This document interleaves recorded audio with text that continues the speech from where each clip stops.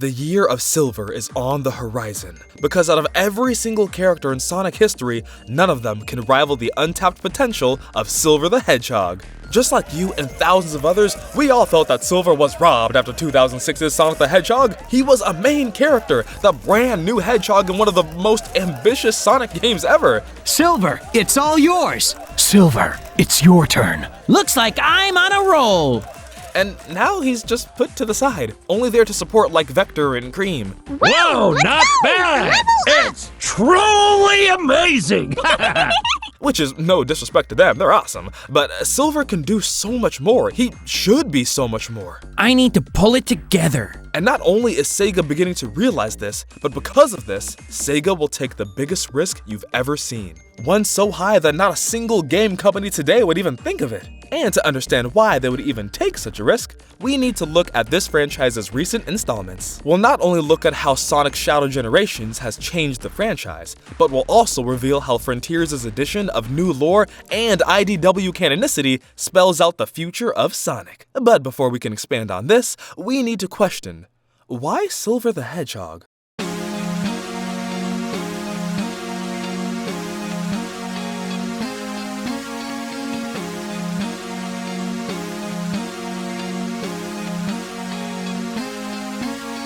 Silver represents our flaws, as well as our naive optimism. He's young, timid, places trust in those he's unsure of because he's also desperate. He's afraid, he's lonely, he's uncertain, he's only human.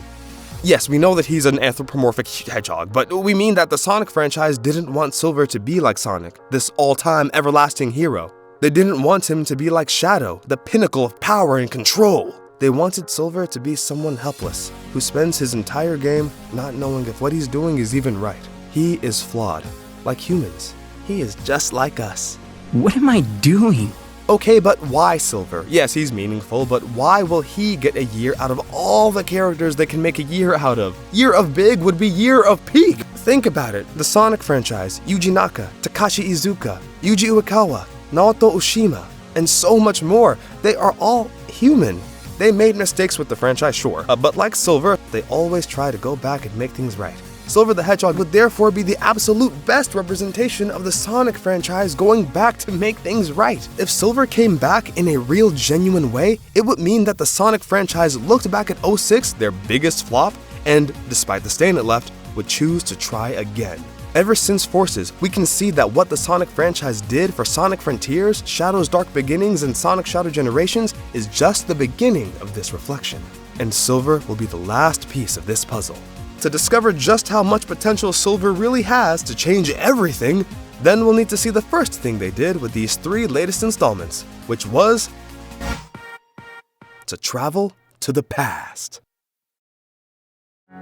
Oh, by the way, I'm Devie. And I'm Darx. And we're identical twins who deduce and discuss games we adore. If you enjoy, consider liking, subscribing, and commenting down below. It really helps out the channel. Now then, Sonic is back.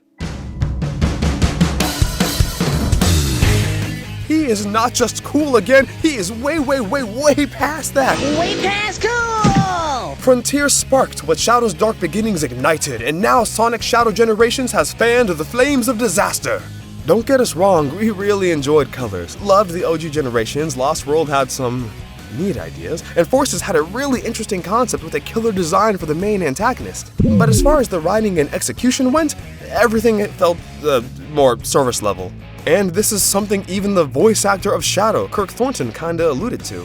But before that, hear us out a little. Knuckles wasn't guarding the Master Emerald for some reason. The jokes became, well, bad. There's no time like the present. Wait, there are presents? No. Characters besides Sonic didn't feel relevant anymore, and you can watch our Sage video to see what we mean. And Tails was scared of Chaos Zero, even though he had already fought Chaos, who had like 4 Chaos Emeralds equipped in his body, and then Tails proceeded to solo fold him in half like last week's laundry. Yes, these are a few specific points, but the overall feeling is that for a while, the franchise forgot about what made it so loved in the first place. It forgot about its past. But this all changed with the release of Frontiers. The Master Emerald, the Chows, Angel Island, it's all there. They even put in the different types of Chow you could raise in SA2. We're already getting a small manga series featuring a Sonic and Shadow Chow story. And that hits so close to home because when we were kids, we made our own Sonic and Shadow Chows in SA2. Characters like Maria, Gerald, the Gizoid Emerald, and even the future Gun General Abe are finally in the spotlight again. Mephiles is back, and there's so much 06 concept art in the game, and like so many goodies to collect, it's insane. For the first time in a while, the direction of Sonic feels more lore-centric again. It feels like the other characters have more relevance again. It feels like the story respects its history again. And remember what we said about the voice actor of Shadow who alluded to this? Well, just listen to this little snippet of the Anime Expo panel they held this year for the new game. From the new things that you've seen, has it changed your understanding of the character at all? Up until recently, I hadn't gotten to explore his history. I hadn't gotten to explore what happened with Maria and how he was created and his whole mission in life. Yeah. And that is flushed out in this game. It's been a real team effort. It's all the people at Sega. It's Jack Fletcher, the director, who's incredible, and we've all done this exploration together to try to find it. And they were all throwing out, what they think we should be doing, what path we should be taking, and we all kind of agree, yes, we're taking this path. They're taking the time and giving us the opportunity to go back and get it right. Wow. Wow. We'll pause it here, but you should definitely make sure to check out the full panel for yourself on Sonic's official YouTube channel. It's super fun and insightful. But as you just heard, even the voice actor of Shadow wasn't even told about Shadow's past. Now, it feels like everyone is working on the same page. All the actors, animators, writers, programmers, etc. are all working with a clear direction of what these characters are like and what they mean to the story and to the fans, and it shows. The best time to be a Sonic fan is literally right now, right in the present.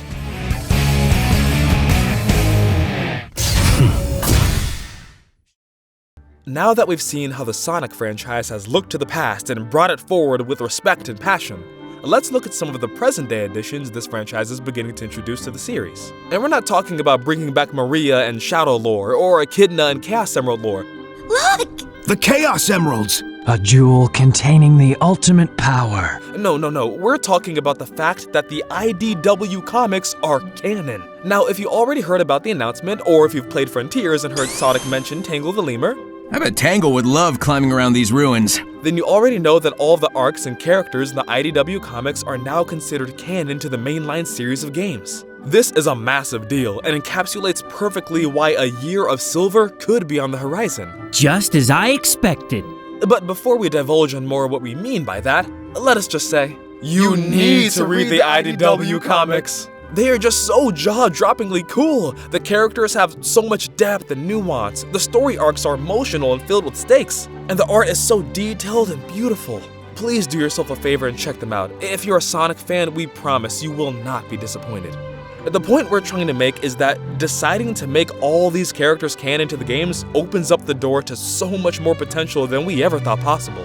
It's one thing to hint that Knuckles, Amy, and Tails may get their own adventures away from Sonic, but it's another to say that entire arcs and character histories from the comics are all being thrown into the overall Sonic story now.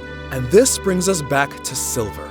Remember when we mentioned how the IDW Comics canonicity helps us understand that a year of Silver could be coming? This is because making IDW canon shows us that the Sonic franchise is gearing up for a brand new, ambitious, and revolutionary future. Again, we already got hints about games for Knuckles, Tails, and Amy, but now we can get games that include all of these IDW characters too. And maybe games that even take place during the Metal Virus arc, one of the best written story arcs the Sonic franchise has ever had. And with this level of ambition and risk-taking, let us ask you, which Sonic character headlined one of the most ambitious Sonic games to date? A character whose debut game led to such a fallout that its effects on the Sonic community are still discussed today. A character with so much potential that his lore implications are arguably larger than any IDW character. A character who is so beloved by the community, even though he was only playable in a main series game once. We're talking about none other than Silver the Hedgehog. The Sonic franchise is finally comfortable taking from their infamous games of the past and bringing it forward.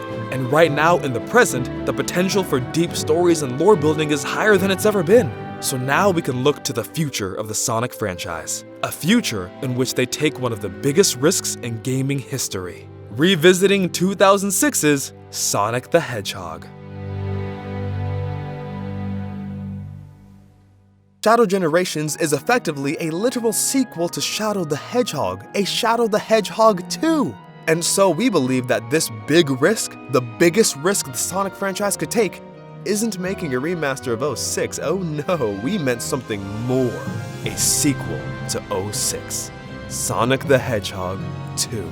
A sequel that would take place in Silver's own timeline. A sequel featuring the exact Silver and Blaze from 06. We're not here to argue the how. We know Iblis was snuffed out, and we know Blaze is retconned into being from another dimension again. But the matter remains the same, that a game about Silver and Blaze, but the ones from 06, would be legendary. The reason this could actually happen is because they brought back everything from deep lore to even deeper themes. And, at the same time, canonized IDW. Lanolin could be a playable character, guys! Sonic Prime has Sonic hopping through dimensions, and we have a live-action Shadow. The inhibitor rings are finally coming off, and the Sonic franchise is seemingly doing whatever they want while remaining true to their origins. Imagine a future, one where descendants of beloved characters are present in the games. A whole new world, Silver's world, one ripe with new ideas and mechanics we've never even dreamed of. Silver has the most untapped potential because bringing back Silver in his own game